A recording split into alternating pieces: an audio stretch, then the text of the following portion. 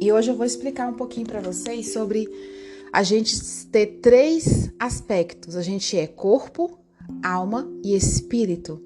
Algumas pessoas falam assim, corpo, mente e espírito, né?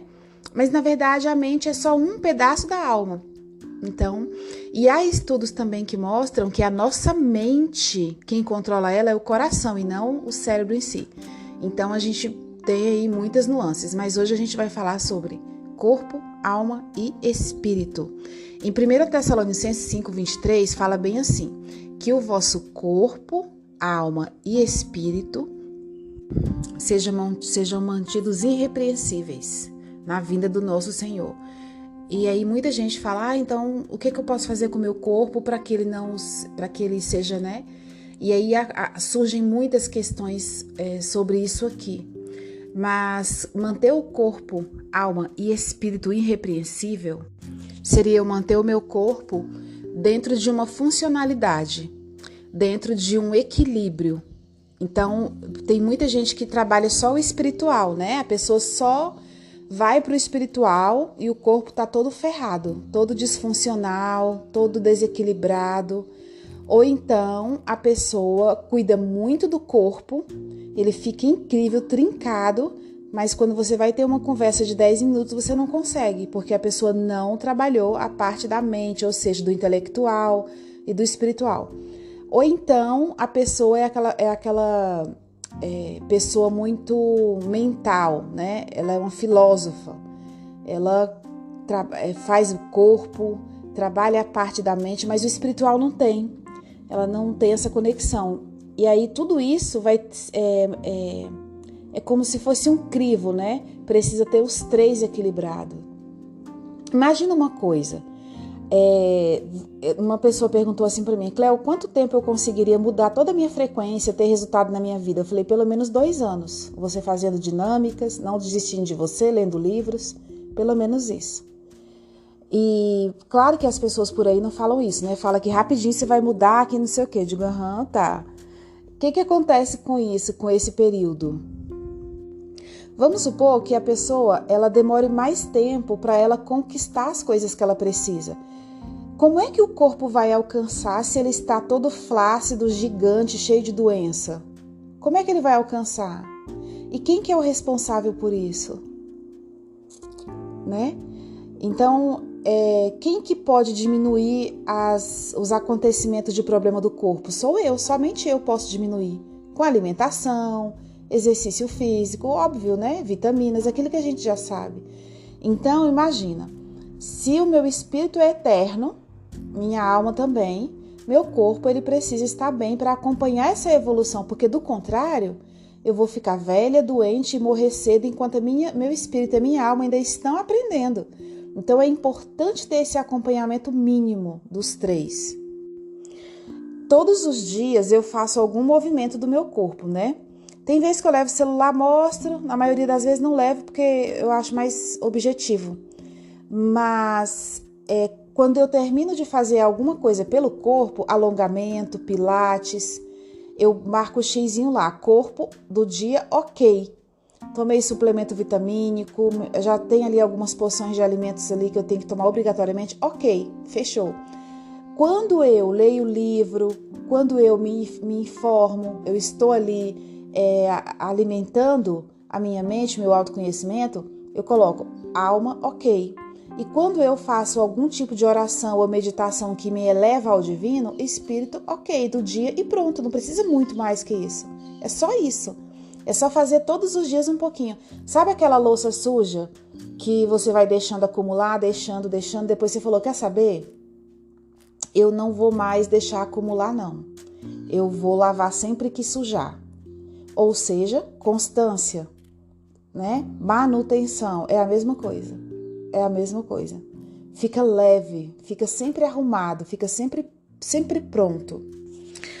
Provérbios 4:23 fala assim, sobre tudo que você deve guardar, tudo, dinheiro, família, guardar sentimentos, tudo que você deve guardar, guarda o teu coração, porque dele procede as fontes da vida. Isso é muito sério. É através do coração que Deus vai se comunicar com você. Olha, Existe uma parte no nosso espírito que é ligada ao coração, chamada intuição. O homem, ele tinha ela naturalmente.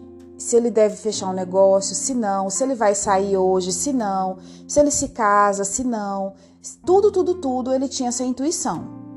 À medida em que ele foi distanciando disso, ele e também incluindo outras coisas nos olhos dele o dia inteiro, ele perdeu essa intuição. Então ele precisa do outro, como se fosse cego guiando cego. Ele precisa ver o que o outro está fazendo para que ele faça também. Ele perdeu essa naturalidade, né? Esse sentimento intuitivo que já vem dentro dele, perdeu. Algumas pessoas têm, claro, e cultivam isso, e sentem paz em fazer algumas coisas ou não sente paz. Quando ela não sente paz, ela não faz. Se ela sente paz e as coisas estão leves, elas fazem, né? Então, voltar a ter a nossa intuição conectada exige menos tempo de celular, exige mais tempo de meditação, mais tempo de confiança, exige a gente se decepcionar mais, não querer ter o controle de tudo, nem tudo está no nosso controle. A vida não está no nosso controle, a morte também não. Então exige estar no momento presente, desfrutar do aqui e do agora. É isso que exige. O corpo, ele é a vida biológica, né? Nossa biologia. A alma, que vai ser ali a parte da psique, que é o que Freud estudava, que é mente, vontade e emoção, ele é a nossa psique de um modo em geral. E a parte do espírito, que é a intuição, consciência e comunhão, é o que eles chamam do grego de zoe, né? Que é a vida de Deus ali. Então a gente tem essas três partes, e aí todos os desequilíbrios das pessoas é porque elas estão focando em uma parte só. Eu estou falando em algo relacionado ao que está aqui na nossa vida. Por exemplo, eu sou consteladora sistêmica, então aonde que estão os emaranhados? Na alma, não é no espírito, na alma. Aí esses emaranhados, traumas, bloqueios, eles estão na mente, vontade e emoção.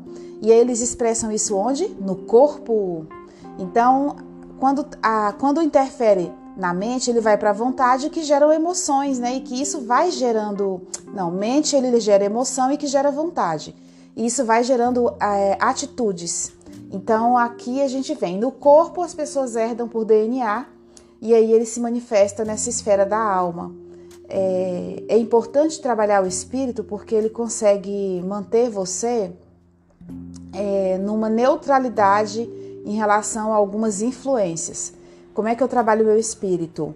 Tendo comunhão com Deus, de acordo com o que você acredita que é Deus para você.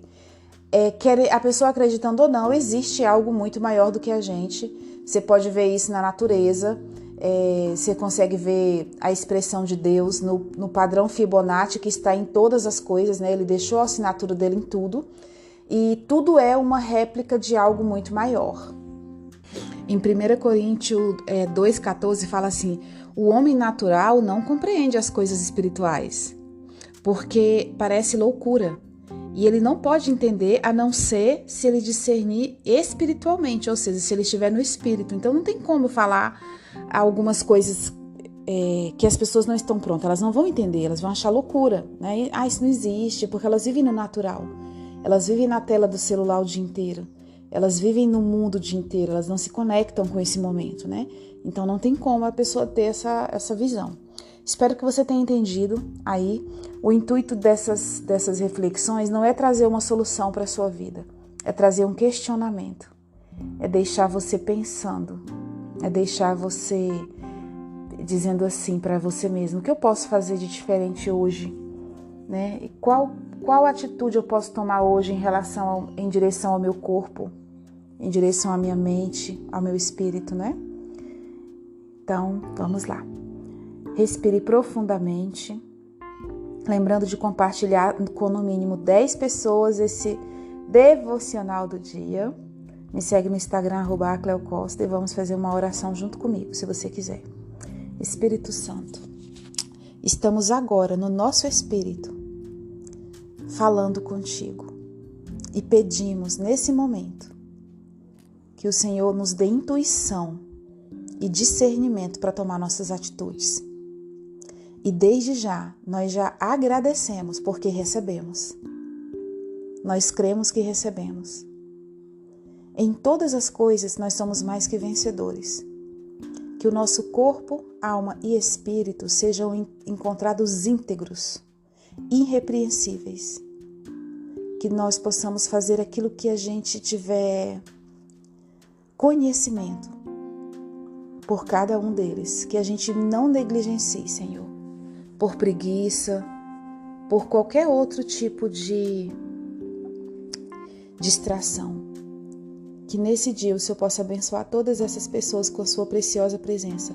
A paz que o Senhor nos dá no nosso coração é o maior dos tesouros, não há outro. O discernimento, ativar a nossa intuição é o que nós queremos. Nós ativamos agora mesmo o nosso coração como nosso órgão da fonte da vida intuitivo. Nós ressignificamos esse órgão dentro de nós. E sim, o Senhor pode sentar no trono dele e falar conosco. Em nome do Senhor Jesus. Se você concorda com essa oração, você diz assim: eu concordo com a oração da Cleo. E desde já, nós já agradecemos por termos muito dinheiro sobrando. Pelo nosso casamento está uma bênção com comunhão. Já agradecemos pela nossa família estar blindada e guardada, e pela nossa saúde estar restaurada. Também eu oro por todos os pedidos de oração lá do YouTube, que o Senhor possa visitar cada pessoa, cada pedido daquele, cada situação, que o Senhor vá lá de encontro ao espírito dessa pessoa, Senhor, e responda no coração dela. Em nome do Senhor Jesus. Até amanhã.